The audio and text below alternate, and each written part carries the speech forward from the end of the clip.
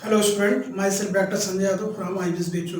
बच्चों, हमने last lecture में फर्स्ट लेक्चर में क्या डिस्कस किया था कि इंट्रोडक्शन ऑफ सॉल्यूशन मैंने लास्ट पॉइंट डिस्कस किया था टाइप ऑफ सॉल्यूशन किस बेसिस पर बना था। उसमें physical state of solvent and solute बना था। ठीक है, अब नेक्स्ट हमारे पास क्वेश्चन ये है कि how to express the composition of solution के कंपोजिशन को किस वे में या किन टर्म में आप एक्सप्रेस करेंगे। तो उसके लिए आता है concentration. Composition of solution express किया जाता है कंसंट्रेशन में एक्सप्रेस करते हैं composition of solution. And further concentration expressed in two part, qualitatively and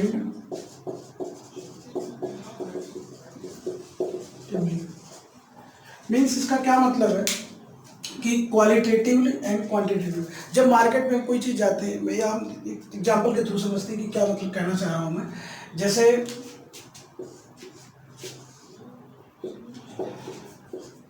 मान लीजिए कि हमने एक बीकर लिया है, कोई कंटेनर है, उसमें हमने पानी डाला, ये एक शरबत बना लिया, सिंपल से समझ लो।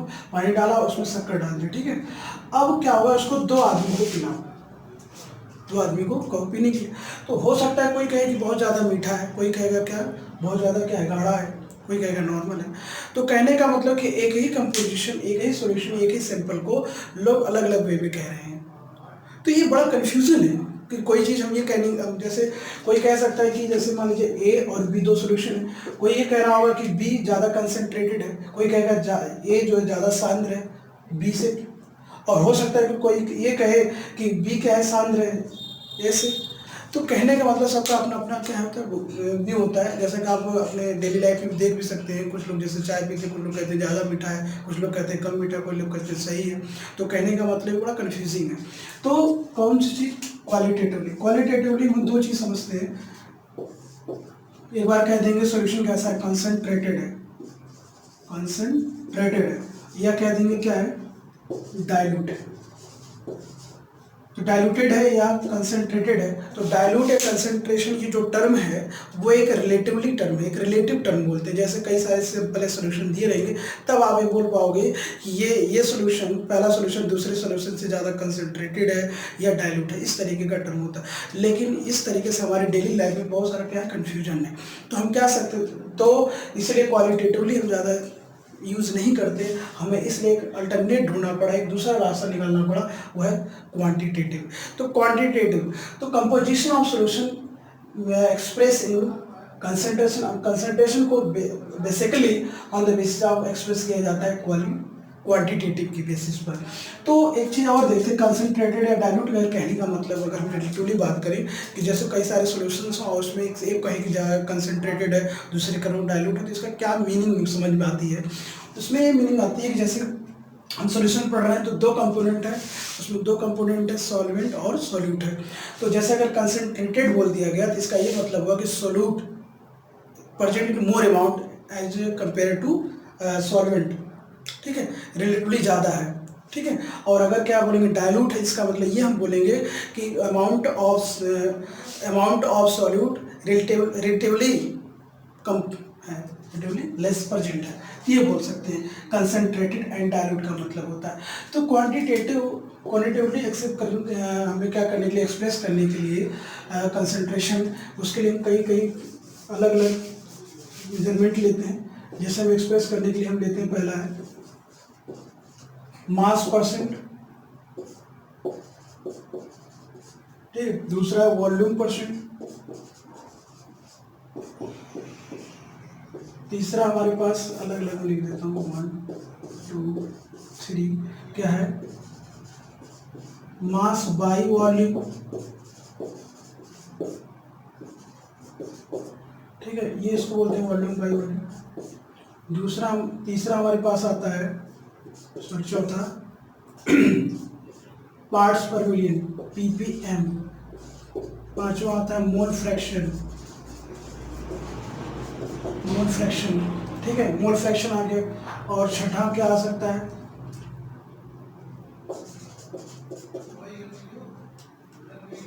मोलैरिटी, ठीक है, मोलैरिटी आ सकता है। सातवां क्या आ सकता है,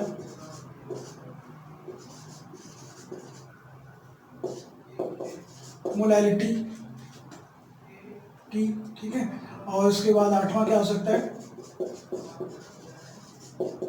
नॉर्मेलिटी। तो सॉल्यूशन को अगर हम उसके कंपोजिशन को हमें क्या करना है, एक्सप्रेस करना है, तो हम कंसंट्रेशन बोलते हैं। और कंसंट्रेशन को एक्सप्रेस अगर हमें करना है तो हमें क्वालिटेटिव पार्ट लेना पड़ेगा। और क्वालिटेटिव पार्ट लेने के लिए हमें क्वांटिटेटिव पार्ट लेने के लिए हमें क्या करना पड़ता है, ये सारे तरीके हैं। किस किस वे में या किन किन में आप एक्सप्रेस कर सकते हैं। तो जैसे हम मास परसेंट बोलेंगे, वॉल्यूम परसेंट बोलेंगे, मास बाय वॉल्यूम परसेंट बोलेंगे, पीपीएम पार्ट्स पर मिलियन बोलेंगे, मोल फ्रैक्शन बोलेंगे, मोलैरिटी बोलेंगे, मोलैलिटी बोलेंगे और नॉर्मेलिटी बोलेंगे। तो अब करते क्या है कि अब हमें समझना ये पड़ेगा कि जैसा कि हमने देखा है कि टाइप ऑफ सॉल्यूशन, तो सॉल्यूशन जैसे अलग अलग, जैसे लिक्विड, ये जैसे सॉलिड को अगर आपने क्या मिला, लिक्विड मिलाया है, तो हम क्या लेते हैं, इसको यूज़ करते हैं, ठीक है। अगर क्या होता है कि सॉल्यूशन लिक्विड के वे में है, लिक्विड में है, हम क्या लेते हैं, वॉल्यूम परसेंट वॉल्यूम लेते हैं। मास बाई परसेंट क्या लेते हैं, इस केस में क्या होता है, ये तब हम यूज़ करते हैं जब मेडिसिन या फार्मेसी में यूज़ किया जाता है। इसका यूज़ कब किया जाता है, जैसे कोई मेडिसिन लेके आवा मार्केट से, तो उसमें इसका ये एक्सप्रेस रहता है, मास बाई वॉल्यूम। दूसरा पीपीएम पार्ट्स पर मिलियन। जब सॉल्यूट क्या होता है, बहुत ट्रेस अमाउंट में प्रेजेंट हो, बहुत कम अमाउंट में प्रेजेंट होता है, तब हम किस वे में एक्सप्रेस करते हैं, कंसंट्रेशन को पीपीएम में। और जैसे कि हम ये बोल सकते हैं कि जैसे क्या होता है कि पोल्यूटेंट प्रेजेंट होते हैं एटमॉस्फेयर में, तो उनको पीपीएम में एक्सप्रेस किया जाता है। मोल फ्रैक्शन को अगर एक्सप्रेस करने की बात करें तो गैसियस, कई सारे गैस मिले होते हैं, तो उस केस में हम क्या करते हैं, इसको एक्सप्रेस करते हैं। मोलैरिटी होगी, नॉर्मेलिटी हो गई और मोलैरिटी, ये सब जो होता है वो लिक्विड सॉल्यूशन में एक्सप्रेस करते हैं और सॉल्यूट के मोल या इक्विवेलेंट के तौर पर एक्सप्लेन करते हैं। तो अब आगे ये देखते हैं, एक एक करके हेडिंग हम पढ़ते हैं। क्या था कि हमने उसको किन किन टर्म में एक्सप्लेन कर सकते हैं, एक्सप्रेस कर सकते हैं। जैसे मास परसेंट बताया, वॉल्यूम परसेंट बताया, मास बाय वॉल्यूम परसेंट बताया, उसके बाद पीपीएम पार्ट्स पर मिलियन एक्सप्रेशन बताया, मोल फ्रैक्शन बताया, मोलैरिटी और मोलैलिटी और नॉर्मेलिटी। ये सब क्या होते हैं कि अलग अलग वे हैं सॉल्यूशन को इन अलग अलग कंपोजिशन में, उनके कंपोजिशन को एक्सप्रेस करने का। तो पहला हम ले रहे हैं क्या, मास परसेंट। मास परसेंट क्या है कि जो सॉल्यूशन है वो दो कंपोनेंट से मिलकर बना है, जैसा कि हम बाइनरी सॉल्यूशन पढ़ रहे हैं, एक सॉल्वेंट होगा और एक दूसरा सॉल्यूट होगा। तो अगर उनके हम मास की बात करें, उनका कितना मास किसी भी एक कंपोनेंट का पड़ा हुआ है, तो वही इसे हम क्या निकालते हैं, मास परसेंट कहते हैं। तो इसका फार्मूला क्या होता है, मास परसेंट ऑफ अ कंपोनेंट, ठीक है। मास परसेंट ऑफ अ कंपोनेंट क्या हो जाएगा, इक्वल्स टू हो जाएगा, यहाँ पे जगह तो नहीं है, मैं लिख सकता हूँ तो नीचे लिख देता हूँ, इक्वल्स नीचे हो जाएगा mass of a component in solution upon total mass of solution, total mass of solution into 100 कर देंगे, ये हो जाएगा। तो किसी भी कंपोनेंट का, चाहे वो सॉल्यूट या सॉल्वेंट, किसी कंपोनेंट का अगर मास परसेंट निकालना है तो करना क्या होता है कि मास परसेंट ऑफ सॉल्यूशन, चाहे वो सॉल्वेंट ले रहे होगे आप या सॉल्यूट ले रहे होगे, ठीक है। तो mass of a component in solution, जो जिसका आप निकालना चाह रहे हो मास परसेंट, उसका मास रख दीजिए और नीचे क्या रखेंगे, टोटल मास ऑफ सॉल्यूशन रख दीजिए। जैसे फॉर एग्जाम्पल मैं ये कह सकता हूँ 10 ग्राम ऑफ ग्लूकोज, या ऐसे कर सकता हूँ 10% मास percent of glucose dissolve in a solution या इन वाटर। तो होगा क्या, इसका क्या मीनिंग है, इसका क्या मीनिंग, अगर मैं बोल दूं कि ग्लूकोज के 10% बाई मास किसी सॉल्यूशन में है, इसका मतलब ये हुआ कि 10 ग्राम ग्लूकोज जो है 90 ग्राम ऑफ वाटर में डिसॉल्व है, ठीक है। 10 gram of glucose 10 gram of glucose dissolved in 90 gram of water. इसका ये मतलब हो गया, ठीक है। 10 gram of glucose dissolve in 90 gram of water, तभी तो 100 ग्राम क्या बनेगा, सोल्यूशन बनेगा, ठीक है। तो जिसका भी जैसे बोल दिया जाए, जैसे मैं बोल दूं कि 15% मास परसेंट ऑफ ए, कोई ए मान लेता हूँ, सॉलिड कोई भी लेता हूँ, A dissolve in water, dissolve in water. इसका क्या मतलब, इसका मतलब है कि 15, इसका क्या मतलब होगा, 15 ग्राम ऑफ ए, ये कुछ भी कोई भी कंपोनेंट होगा बताएगा वो, ठीक है। तो मैं एग्जांपल ले रहा हूँ, तो 15 ग्राम ऑफ ए डिजॉल्व इन, ठीक है, 85 dissolve in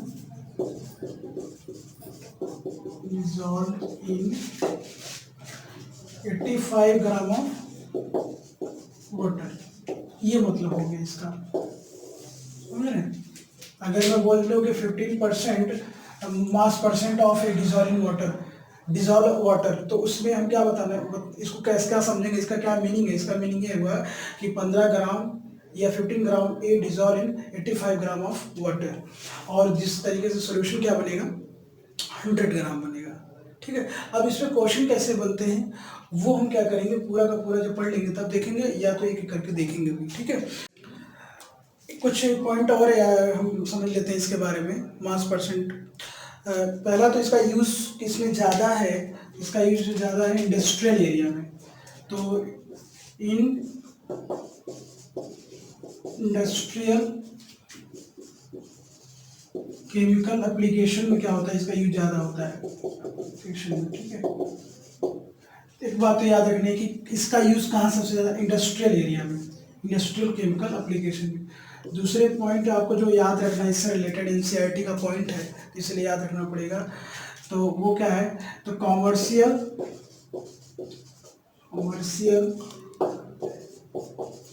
bleaching solution,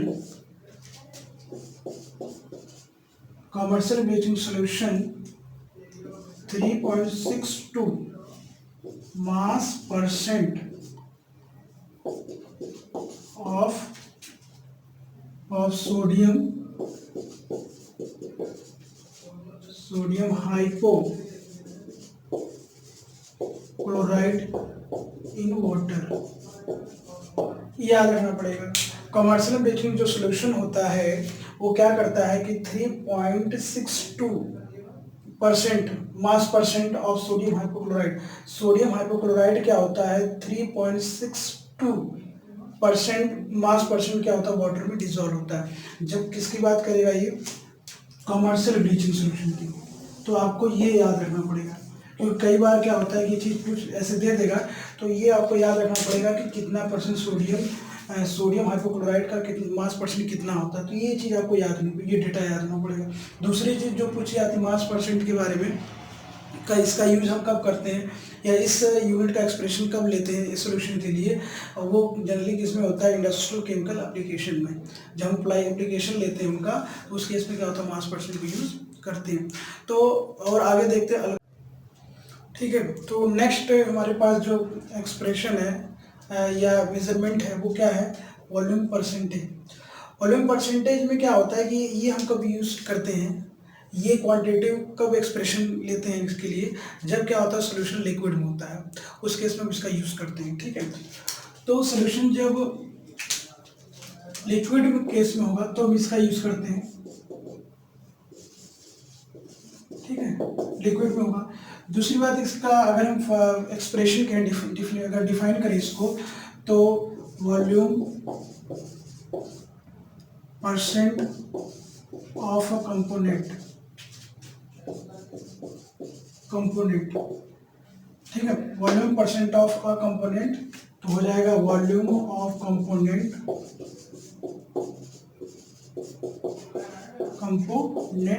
upon total volume of solution और इनटू क्या हो जाएगा 100। ठीक है, जिसका भी सॉल्यूशन, जिसका भी हमें क्या करना है, वॉल्यूम परसेंट निकालना है, उसका वॉल्यूम यहाँ आएगा और नीचे क्या आएगा, टोटल वॉल्यूम आ जाएगा। तो उससे क्या होगा, उसका क्या वॉल्यूम परसेंट निकल जाएगा। फॉर एग्जांपल जैसे अगर मैं कहूँ कि 10% ethanol, 10% volume percent ethanol dissolved in water।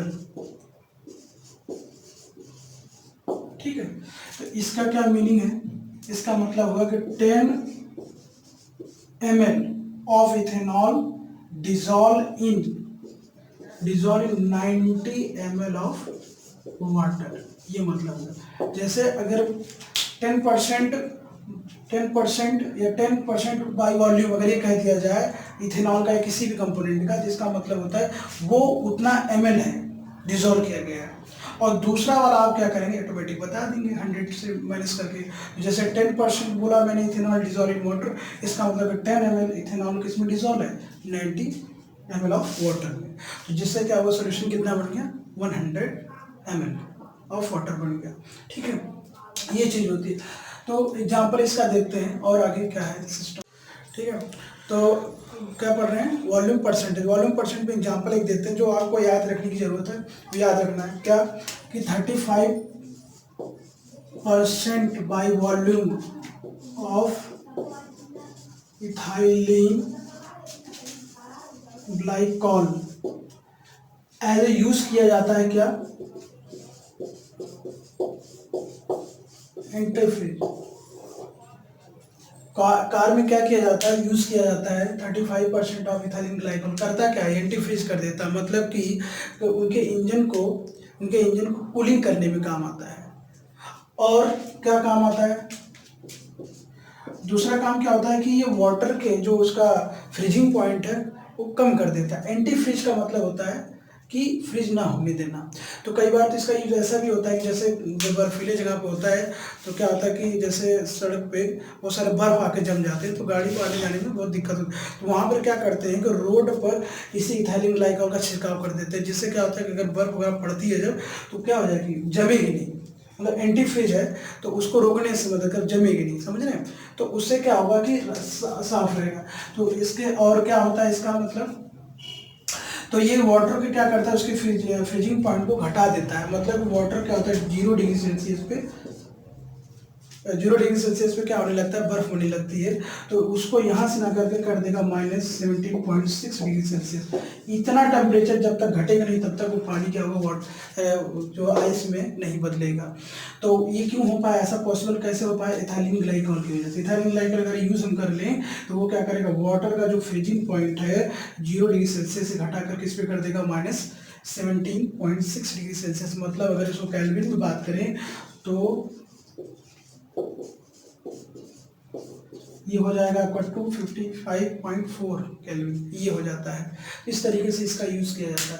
Question ये फार्मूला तो समझ गया, और ये याद रखिएगा 35% ऑफ इथाइलिन ग्लाइकॉल, क्योंकि ये क्वेश्चन में पूछा जाता है। ठीक है, तो आगे लेक्चर में जब इसके सॉल्यूशन पे आगे लेक्चर बताएंगे तो उसमें मास बाई वॉल्यूम परसेंट और पीपीएम, ये सब आगे, मोल फ्रैक्शन, मोलैरिटी, ये सब देखेंगे। और सब ये सब पहले इनकी थ्योरेटिकल पार्ट कवर करने के बाद इन पे क्वेश्चन करेंगे। ठीक है, धन्यवाद।